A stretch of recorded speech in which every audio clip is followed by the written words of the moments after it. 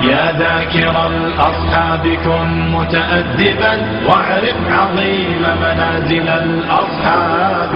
هم صفوة رفعوا بصحبة أحمد وبذاك قد خصوا من الوهاب. يا ذاكر الأصحاب كن متأدبا واعرف عظيم منازل الأصحاب. هم صفوة رفعوا بصحبة أحمد وبذاك قد خصوا من الوهاب. هم ناصروا المختار في تبليغه فجزاهم الرحمن خير ثواب.